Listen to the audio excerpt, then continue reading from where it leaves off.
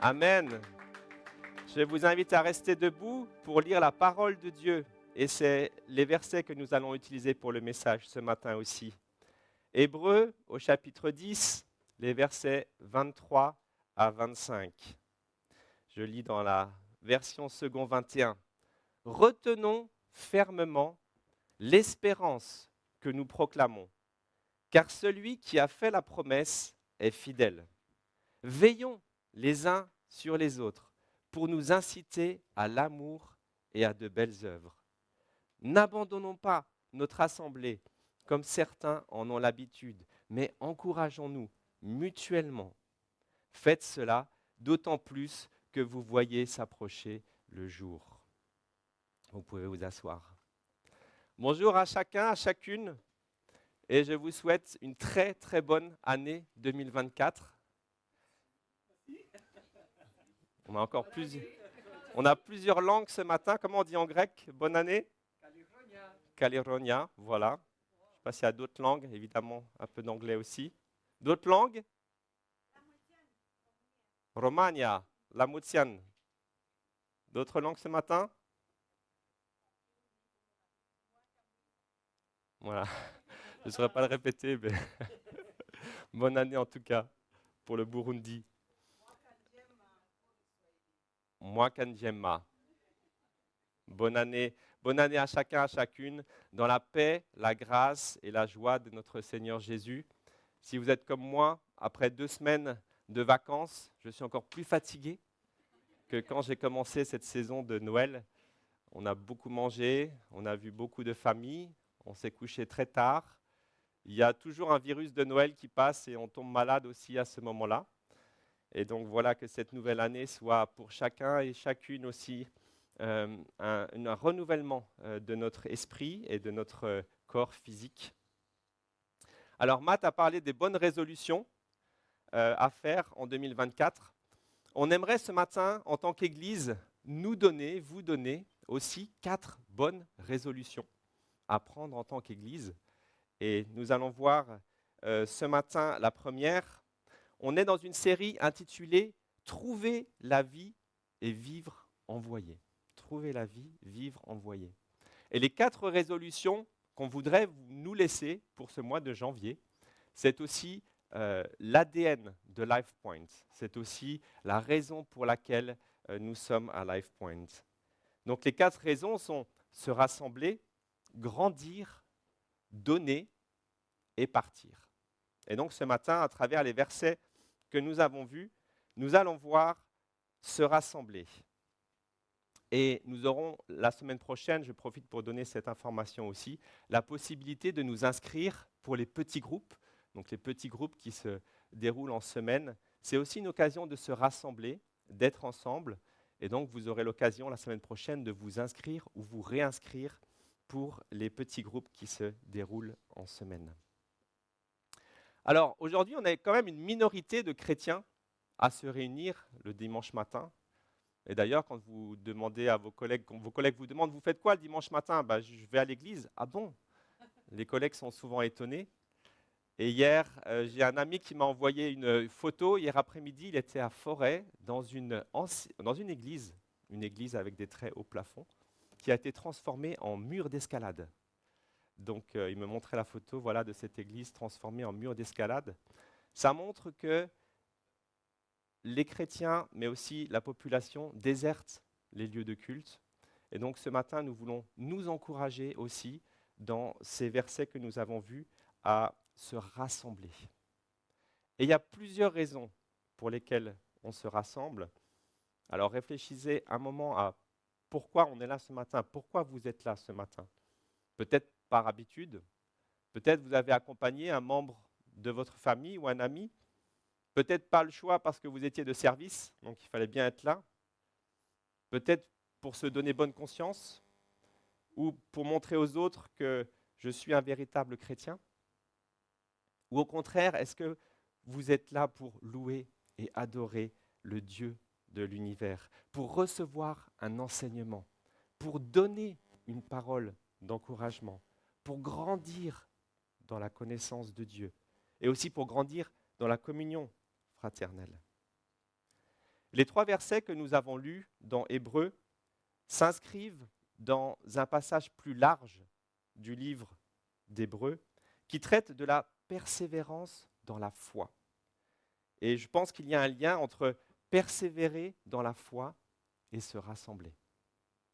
Alors, ce matin, nous allons voir 3 choses. La première est que le rassemblement de l'Église est voulu par Dieu lui-même.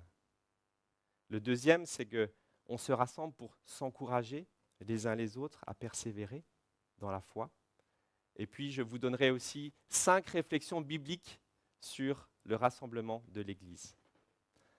Alors tout d'abord, on se rassemble parce que Dieu l'a voulu, parce que c'est une invitation de Dieu lui-même à entrer dans sa présence. Et le passage que nous avons lu fait partie d'une section plus large qui traite du sacrifice de Jésus et de la manière dont ça change notre façon de vivre. Parce que Jésus est mort sur la croix et a donné son sang, nous n'avons plus à craindre la condamnation de Dieu. Et au lieu de cela, nous pouvons nous approcher du trône de Dieu. Nous pouvons nous approcher, purifiés, saints, justes. Nous pouvons nous approcher parce que Jésus a versé son sang. Et c'est ça le message de l'Évangile. L'Évangile nous réconcilie avec Dieu dans une relation verticale, mais aussi nous réconcilie avec nos frères et sœurs dans une relation horizontale. Et donc nous pouvons nous rassembler ce matin uniquement grâce au sacrifice de Jésus, uniquement par grâce, uniquement par le message de l'Évangile. Lorsque nous venons à Christ, il nous offre le pardon de nos péchés. C'est déjà un beau cadeau. Mais en plus de ça, il nous donne une famille de chrétiens, une famille de frères et sœurs qui se rassemblent. Et en nous rassemblant, nous montrons que nous sommes réconciliés avec Dieu et que nous sommes réconciliés aussi les uns avec les autres. Et c'est pour ça que l'auteur aux Hébreux nous dit de ne pas perdre espoir dans les versets qu'on a lus, mais plutôt de recevoir la grâce de Dieu et de nous accrocher à notre foi et de nous encourager les uns les autres. Le contexte de l'épître aux Hébreux est peut-être celui des chrétiens persécutés. Le texte ne le dit pas forcément, mais on peut le supposer.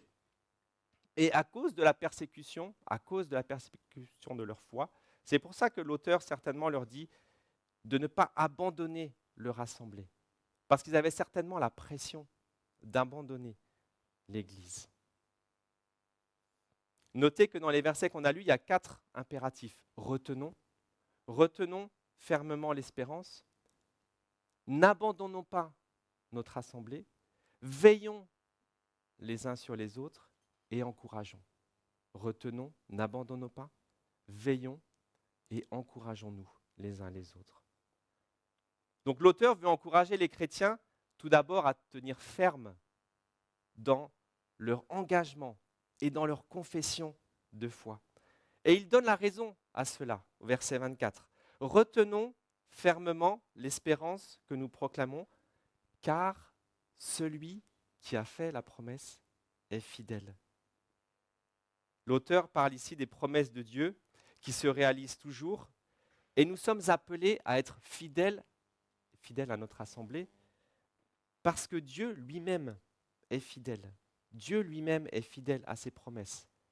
Et donc, fidèle à notre assemblée, chaque dimanche, semaine après semaine, fidèlement présent avec nos frères et sœurs et dans la présence du Maître de l'univers lui-même.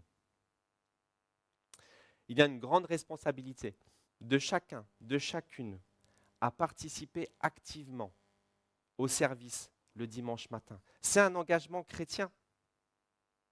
Et c'est aussi une démonstration de foi. C'est une démonstration de foi. En venant ici chaque dimanche matin, nous démontrons notre foi. Nous montrons notre croyance en Dieu, le Créateur. Nous démontrons notre appartenance à Jésus-Christ, mort sur la croix et ressuscité. Et nous montrons notre espérance certaine de son retour. Alors le mot église dans la Bible, c'est le mot ecclésia en grec, qui veut dire l'assemblée, mais qui veut dire l'assemblée convoquée. C'est une des caractéristiques essentielles de l'Église à travers toute l'histoire, c'est que l'Église se rassemble. Et c'est Dieu lui-même qui convoque son assemblée. Si on fait un rapide survol de la Bible, en commençant dans l'Ancien Testament, on voit que le désir originel de Dieu, c'est une Église rassemblée. Je serai ton Dieu, tu seras mon peuple, et j'habiterai au milieu de vous.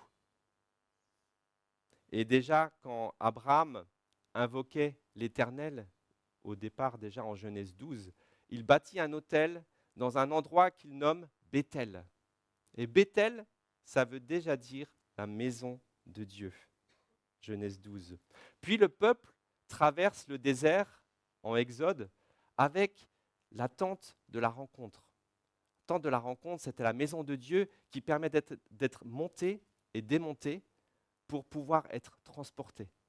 C'était déjà la tente Quechua à l'époque, où on pouvait monter, démonter la tente pour pouvoir la transporter. Puis plus tard, Moïse a construit le tabernacle. Le tabernacle, c'était une version un peu plus permanente du temple de l'Éternel. Et enfin, le roi Salomon a construit le temple de l'Éternel à Jérusalem de manière plus permanente. Et alors même que le peuple de Dieu était déporté, le peuple de Dieu a été envoyé en dehors de son territoire, on voit en Esdras que Esdras, chapitre 1, est revenu à Jérusalem pour reconstruire la maison de l'Éternel. C'est dire l'importance de ce lieu pour les Israélites à cette époque-là. Et nous voyons aussi dans le Nouveau Testament, cette fois-ci, que Jésus se réunissait. Il se réunissait avec ses disciples, il se réunissait sur la montagne, Matthieu 5, dans un lieu désert, Marc 6, à la maison, Marc 2, et sur le rivage aussi. Jésus se réunissait. Et le dernier soir avant sa crucifixion, Jésus a loué une salle pour se rassembler avec ses disciples et partager le repas de la Pâque. Après sa résurrection, on voit aussi que Jésus est apparu au milieu de ses disciples qui étaient rassemblés. Il leur apparut alors qu'ils étaient rassemblés. Et donc nous comprenons mieux, à la lumière du survol de la Bible, l'importance que Dieu lui-même place dans le rassemblement de l'Église. Dès le début de l'histoire du peuple de Dieu, nous voyons le désir de Dieu de rassembler son peuple en un lieu où l'on chante, où l'on adore et où on loue le Dieu de l'univers. Et nous devons admettre que nous négligeons parfois, ou souvent, que ce temps que nous passons ensemble le dimanche matin est un temps privilégié.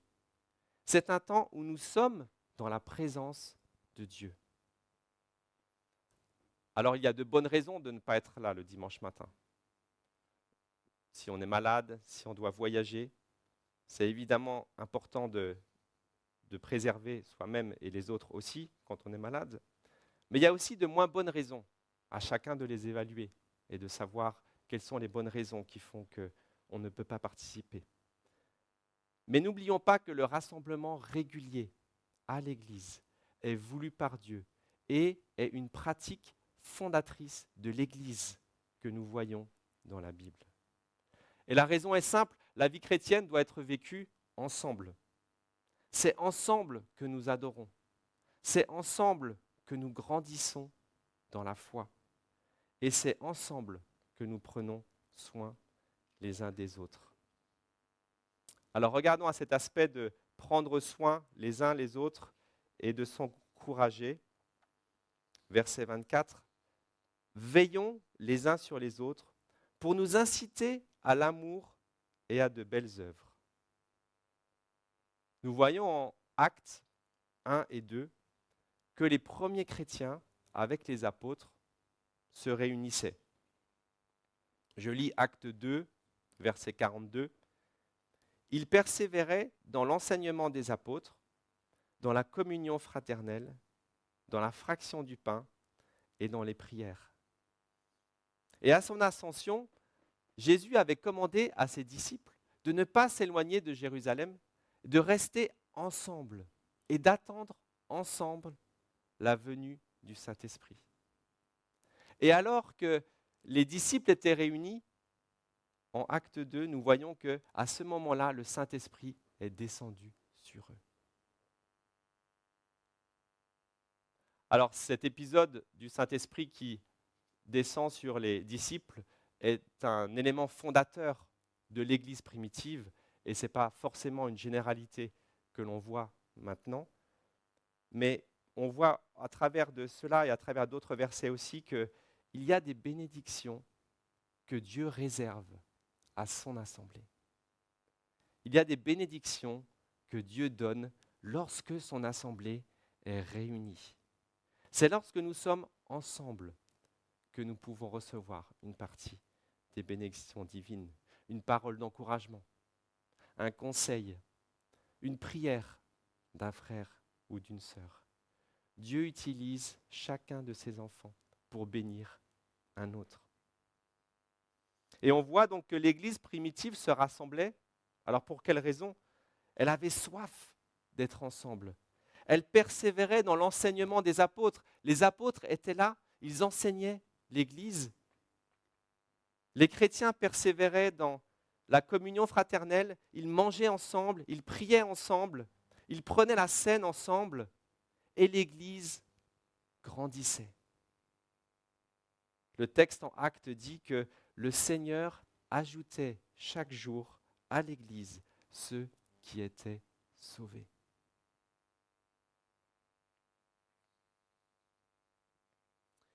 Nous allons partager la scène tout à l'heure et on va le faire ensemble.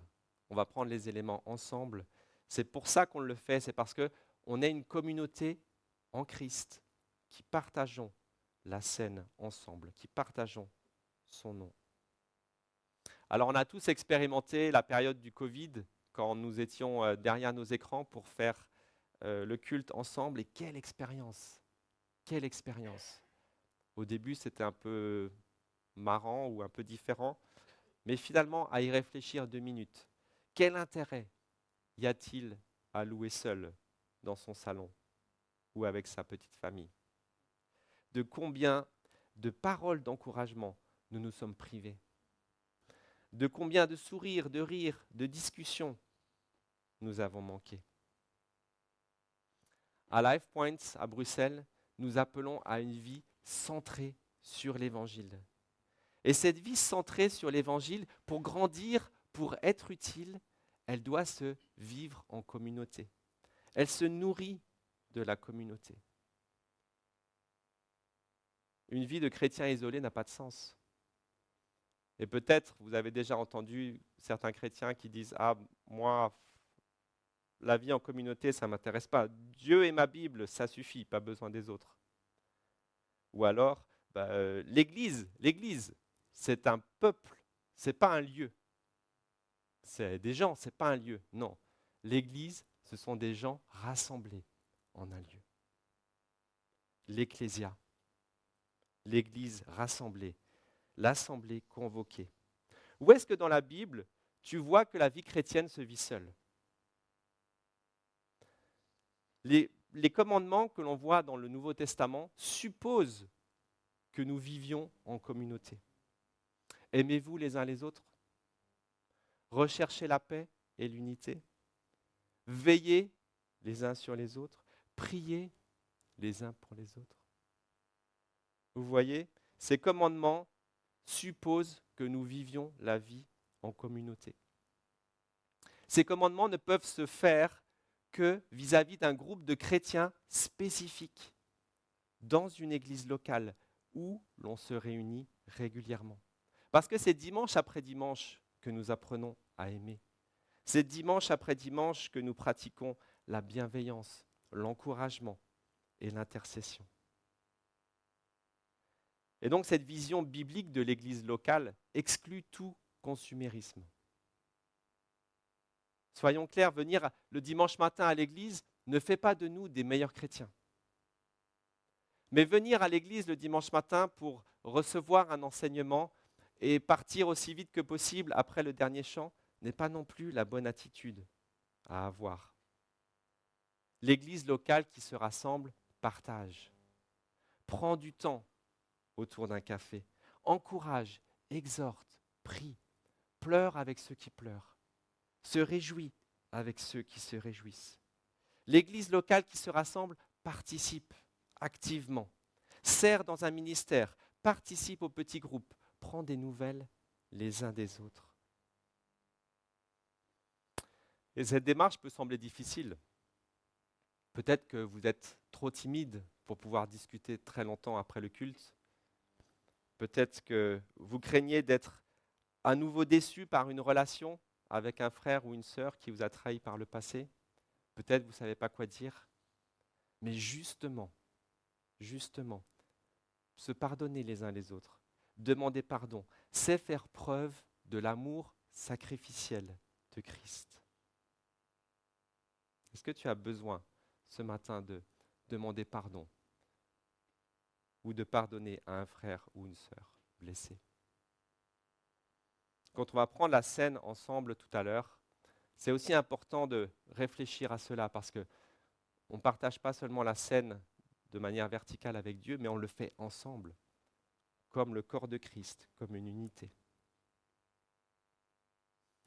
Et justement, une autre image de l'Église qui est flagrante, c'est celle que Paul donne aux Corinthiens, en 1 Corinthiens 12, lorsqu'il parle du corps de Christ. Paul s'adresse d'ailleurs souvent aux églises locales, il s'adresse rarement à des individus. Nous allons lire ensemble 1 Corinthiens 12, les versets 14 à 16 et le verset 26 aussi. Ainsi, le corps n'est pas formé d'un seul organe, mais de plusieurs. Si le pied disait « Puisque je ne suis pas une main, je n'appartiens pas au corps », ne ferait-il pas partie du corps pour autant ?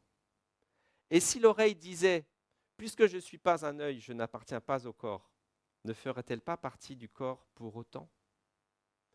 Si un membre souffre, tous les membres souffrent avec lui. Si un membre est honoré, tous les membres se réjouissent avec lui. Vous voyez, Dieu a prévu une interdépendance dans son Église. Nous sommes dépendants les uns des autres. Et nous sommes dépendants de Dieu. Alors où est la main droite ce matin ? Où est le pied gauche ? Où est l'œil ? À y réfléchir, une main, un pied, un œil pris séparément, c'est assez inutile, n'est-ce pas ? Mais une chose les rassemble et fait la cohérence, c'est le corps. Le pied ne peut pas se passer de la main. J'y ai réfléchi un instant. Alors il pourrait, mais c'est un peu plus difficile. L'œil ne peut pas se passer non plus de la main. Le corps est un tout dans une même cohérence. Et de la même manière, chacun et chacune ce matin est différent. Nous sommes différents. Notre nationalité, notre âge, notre histoire, nos goûts, nos sports préférés, notre métier. Nous sommes individuellement différents et pourtant tous rassemblés autour d'un seul nom, celui de Jésus-Christ. Donc l'Église est le corps de Christ et Dieu ne veut pas un corps démembré, un corps éparpillé, mais il veut un corps rassemblé. Alors pour terminer, j'aimerais résumer 5 réflexions bibliques importantes sur le rassemblement chrétien. La première, c'est que l'Église est au centre du projet de Dieu en Christ pour le temps présent. L'Église est au centre du projet de Dieu. Dieu désire l'Église, il désire que nous nous rassemblions ensemble. Et nous nous réunissons pas pour répondre à notre propre besoin, mais nous réunissons parce que nous sommes dans un projet plus grand, celui de Dieu, celui de réunir tout ce qui est au ciel et sur la terre en Jésus. Éphésiens 1, versets 9 et 10. C'est ça le projet de Dieu. Réunir ce qui est au ciel et sur la terre en Jésus. Et pensez à ceci. Est-ce que Life Point ici serait une église de 150 personnes si on vivait tous séparés chez nous? Est-ce que nous serions une église si nous ne nous rassemblions pas? Premier point. Deuxième point, Dieu est présent quand nous nous rassemblons. Partout, en tout lieu où les chrétiens se rassemblent, Dieu est présent. Le Dieu de l'univers, l'alpha et l'oméga, le commencement et la fin, Dieu est présent quand on se réunit. Troisièmement, nous connaissons Dieu davantage à travers sa parole. Et c'est pourquoi nous lisons la Bible ensemble. Et c'est pourquoi l'enseignement fait partie intégrante de notre culte le dimanche matin. La prédication a pour but d'enseigner, d'encourager, d'exhorter, de questionner. Il n'y a pas de croissance spirituelle, ni de croissance physique sans le rassemblement de l'Église. L'Église est un lieu de grâce où chacun devrait se sentir aimé, en confiance, libre de partager ses idées, ses fardeaux, ses joies, un lieu d'écoute et d'encouragement. Est-ce que vous vous sentez encouragé quand vous venez à l'église le dimanche matin? Ou est-ce que vous vous sentez plutôt épié, plutôt questionné, plutôt mis de côté? L'église est un lieu de grâce où chacun devrait se sentir encouragé. Mais l'église est aussi un lieu de discipline. C'est un lieu où nous devrions pouvoir avertir et être avertis de ce qui, dans notre vie, n'est pas conforme à l'Évangile. C'est ça aussi l'intérêt d'être ensemble. Ah, je pense que là, il y a quelque chose dans ta vie qui ne va pas. Est-ce que tu veux qu'on prie ensemble? Quatrièmement, le rassemblement de l'Église de Christ est un témoignage pour l'Église en mission. Comment les habitants de Bruxelles vont-ils entendre parler de Christ sans pouvoir être accueillis, écoutés, et sans qu'on puisse répondre à leurs questions? Un pasteur qui s'appelle Daniel Liberec, que vous connaissez peut-être, qui depuis 40 ans est pasteur dans la charmante petite ville de Huy. Alors Daniel Liberec, c'est un passionné par l'Église, et plus particulièrement par la croissance de l'Église. Et il a longtemps étudié les facteurs qui font la croissance d'une Église. Et il a publié un livre en 2020 qui s'appelle « L'ADN d'une Église qui grandit ». Donc il a mis toutes ses idées dedans, plusieurs années de recherche. Et l'une des grandes conclusions qu'il a est que le culte de dimanche matin est non seulement un moment essentiel pour les chrétiens, mais aussi un moment important pour les visiteurs. Et dans un sondage, Daniel Liberec nous révèle que 30% des visiteurs qui viennent pour la première fois à l'église viennent parce qu'ils ont été invités par un membre de la famille ou par des amis. 30%. Deuxième raison, 17% viennent à l'église parce qu'ils ont recherché une église par eux-mêmes sur un site, par exemple.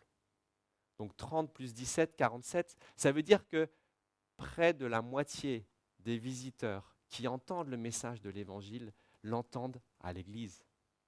Et l'entendent parce que l'église est rassemblée le dimanche matin.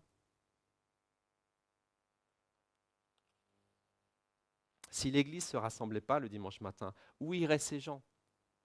Où est-ce qu'ils entendraient l'Évangile? Et donc cela devrait aussi nous encourager à inviter nos amis, nos collègues, les membres de notre famille, à assister au moins à un culte le dimanche matin. Un évêque anglican qui s'appelle George Carey a dit ceci: « Une église qui grandit se préoccupe de la mission de Dieu et non de sa propre existence. Une Église qui grandit se préoccupe de la mission de Dieu et non de sa propre existence. Et alors que nous avons lancé ce service en français, alors que le service anglophone tourne toujours à 10 heures le matin, gardons cela en tête, que l'Église qui grandit est une Église qui se préoccupe de la mission de Dieu et non de sa propre existence. Donc les 5 aspects, le dernier étant, en nous rassemblant, nous goûtons à ce que sera l'éternité avec Jésus-Christ. L'histoire de l'Église est faite de rassemblement et de dispersion. Église rassemblée, Église dispersée. Les tout premiers chrétiens que nous voyons dans le livre des Actes étaient rassemblés. Puis, quand il y a eu la lapidation d'Étienne, l'Église a été dispersée. Et au cours de l'histoire, l'Église a été rassemblée puis dispersée. Aujourd'hui, une partie de l'Église est rassemblée, ici dans les pays plus européens, occidentaux. On a la chance de pouvoir se rassembler. Mais dans une grande partie du monde, l'Église est encore dispersée. L'Église est persécutée. Les bâtiments des chrétiens sont brûlés, sont fermés. C'est le cas en Inde aujourd'hui. Mais un jour viendra où l'Église de Jésus-Christ sera à nouveau rassemblée avec Jésus et pour l'éternité. Je vais lire Apocalypse 19, verset 7. Réjouissons-nous et soyons heureux, rendons-lui gloire, car le moment des noces de l'agneau est arrivé et son épouse s'est préparée. L'épouse ici désigne l'Église elle-même. Et donc on pourrait dire, car le moment des noces de l'agneau est arrivé et l'Église s'est préparée. Alors j'aimerais vous laisser 3 questions, nous laisser 3 questions pour terminer. La première est, quel est votre niveau d'engagement? Quel est notre niveau d'engagement vis-à-vis de l'Église locale? La deuxième, c'est, comment pouvez-vous être une bénédiction ce matin et chaque dimanche matin pour un frère, une sœur? Et la troisième question, sommes-nous prêts en tant qu'Église? Sommes-nous préparés à être rassemblés un jour pour l'éternité dans la présence de notre Seigneur et Sauveur Jésus-Christ? Nous allons prier.